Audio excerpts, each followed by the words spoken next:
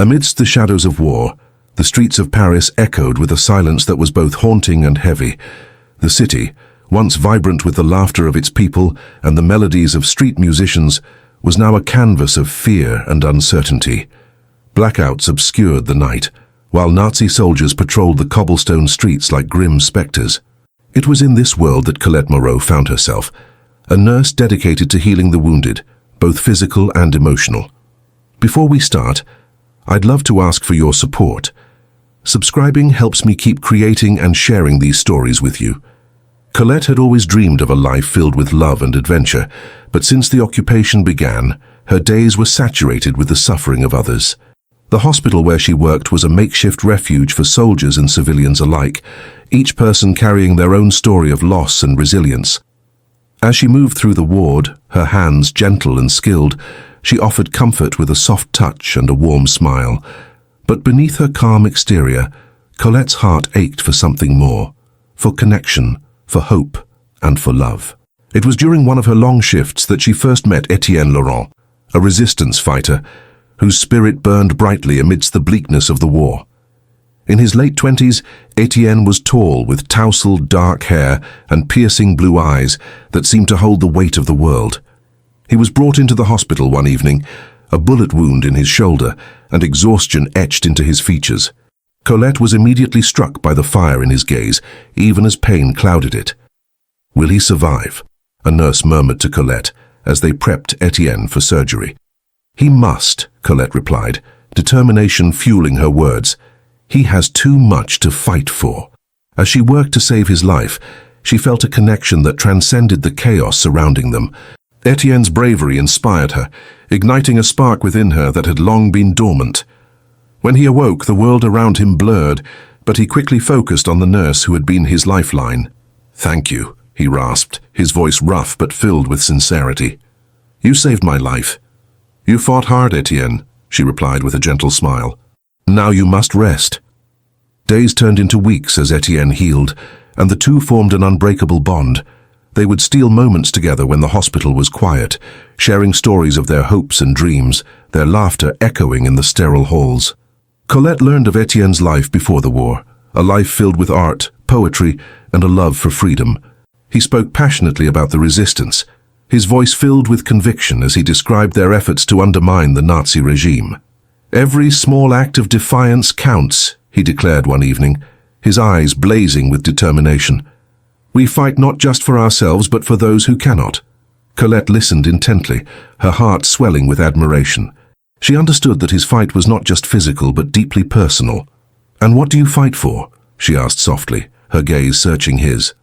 "To love again," he replied, a hint of vulnerability in his tone. As time passed and the war raged on, their relationship blossomed into a profound love. They shared stolen kisses in the dimly lit corridors and whispered dreams under the cover of night. Colette found solace in Étienne's arms, feeling safe in a world that felt increasingly precarious. He became her reason to hope, her beacon of light amidst the darkness. But the spectre of war loomed over them, casting a shadow on their happiness. One night, as they sat together beneath the stars, Étienne's expression turned serious. "The resistance is planning a major operation," he revealed, a mixture of excitement and trepidation in his voice. "We have a chance to strike a significant blow against the Nazis." Colette's heart raced, torn between pride for his bravery and fear for his safety. "You can't go, Étienne. What if something happens?" He took her hands in his grip firm yet tender. "I have to. For us. For our future. I need you to believe in me." Tears welled in her eyes as she searched his face, knowing that love often required sacrifice. "I believe in you," she whispered, "but I cannot bear to lose you." "Then think of this as a fight for our love," he said softly. "Every step I take is for a future where we can be together without fear." As the day of the operation approached, Colette poured her heart into letters, writing to Étienne as he planned his mission. Each word was a thread weaving their lives together, a promise that love would endure even in the darkest of times. She found solace in the act of writing, imagining his smile as he read her words. The night before he was to leave, they shared a quiet moment in the hospital garden, the stars twinkling above them. Colette placed her hands on his face, their foreheads touching. "Promise me you'll come back," she pleaded. "Promise me you'll return to me." "I promise," he replied, his voice thick with emotion. "I will find my way back to you no matter what." Their kiss was filled with an intensity that spoke of all their unspoken fears and hopes. It was a moment suspended in time, a reminder that love could exist even amid chaos. The next day, Étienne disappeared into the shadows of the city, leaving Colette with an aching heart and a sense of dread. As days turned into weeks, she clung to the promise in his voice, but the silence that followed was deafening. News came sporadically, of resistance efforts, of victories and losses, but not a word from Étienne. She spent her days at the hospital, tending to the wounded, every face reminding her of him. Each time the door creaked open, her heart would leap, hoping it was him. Her colleagues noticed the change in her spirit. She became a shell of the vibrant nurse she once was. "It's been too long, Colette," one of her friends said gently. "You need to let go. He may not return." "Don't say that," she snapped, frustration boiling over. "He is out there fighting for us, I can feel it." But as time dragged on, despair clawed at her heart. One evening, while on her shift, a group of resistance members were brought in, wounded but alive. Among them was a familiar figure, a man with dark hair and hollow cheeks. Colette rushed to their side, her heart pounding. "Étienne," she cried, rushing to him as he lay on a stretcher, bloodied and weak. "Colette," he murmured, a ghost of a smile on his lips. "I came back." Tears streamed down her face as she knelt beside him, cradling his hand. "You're hurt," she whispered, panic rising within her. "We did what we could," he said, his voice barely a whisper. "But it was worth it. We made a difference." The days that followed were a blur of medical procedures, her focus entirely on saving him. Colette fought alongside the doctors, her love for Étienne fueling her determination. She worked tirelessly, her heart racing with each heartbeat of his that echoed beneath her fingers. Finally, after what felt like an eternity, Étienne began to heal. He would gaze out the window, his mind lingering on the moments they had shared, the love that had blossomed amidst the ruins of war. "Colette," he whispered one day, his voice stronger now, "I want to take you somewhere, a place we can dream again." She smiled through her tears, her heart swelling at the thought. "When you're well." "Soon," he promised, a glimmer of hope lighting his eyes. But the war had other plans. As news of advances and setbacks spread, so did the tension among the people. One evening, a knock at the hospital door shattered their fragile peace. A uniformed officer entered, his presence commanding and menacing. "Where is Laurent?" he demanded, his gaze piercing through the room. Colette felt her heart race as she exchanged a glance with Étienne. "He's injured," she said, her voice steady despite her fear. "Let me see him," the officer ordered. Colette's mind raced, weighing her options. "He's too weak to move," she lied, desperation creeping into her words. The officer took a step forward, his expression hardening. "I'll see for myself." In a moment of instinct, Colette stepped in front of the officer, blocking his path. "You have no right to enter this ward without permission," she declared, feeling the weight of the world on her shoulders. The officer's eyes narrowed, surprised by her defiance. "You'll regret this," he warned. "Perhaps," she replied, her heart pounding, "but I will not let you take him." The standoff felt like a lifetime, both their breaths heavy with tension. Finally, the officer relented, frustration etched across his face. "This isn't over," he warned before storming out, leaving Colette shaken but resolute. "Colette," Étienne murmured, his voice filled with admiration. "You were incredible." "I couldn't let him take you," she said, sinking down beside him, her heart racing.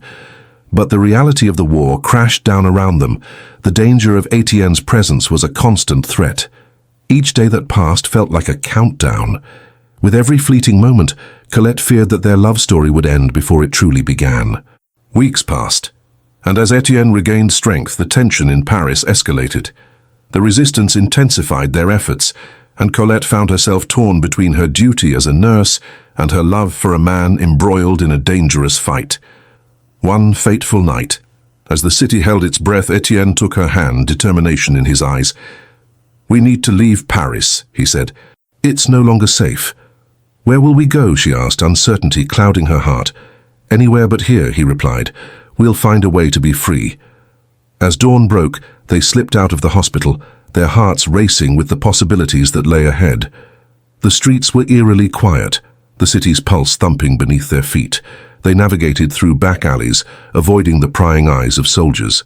For days they journeyed through the countryside, their love deepening with every shared glance and whispered promise.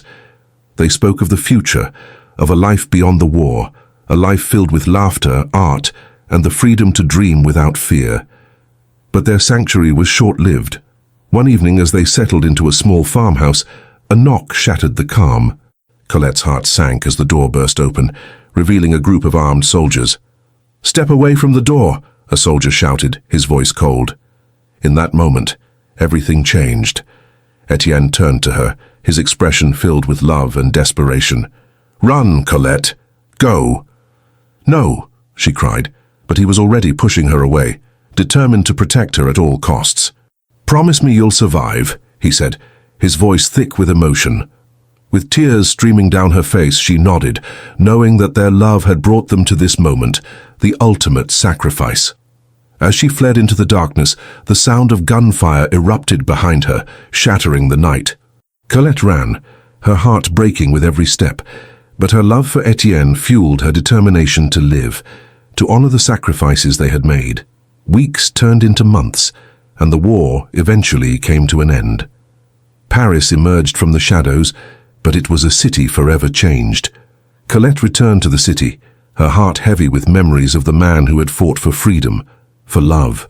Though they were separated by circumstance, their love remained an indelible part of her heart. She continued to work as a nurse, tending to those who had endured the ravages of war, each patient reminding her of Étienne's bravery. In the quiet moments of her life, she would visit the places they had shared, the laughter they had exchanged. The gardens of the hospital, the cobblestone streets illuminated by moonlight, they became sacred spaces where their love had blossomed. Years later, as the sun set over the Seine, Colette stood by the river, the gentle breeze weaving through her hair. She closed her eyes, feeling the warmth of the past enveloping her. "Étienne," she whispered, a smile gracing her lips. "I carry you with me always." As the stars began to twinkle overhead, she understood that love, even when separated by time and space, remained a force of resilience. It was a testament to the indomitable spirit of the human heart, a promise that love would always find a way even amidst the chaos of war.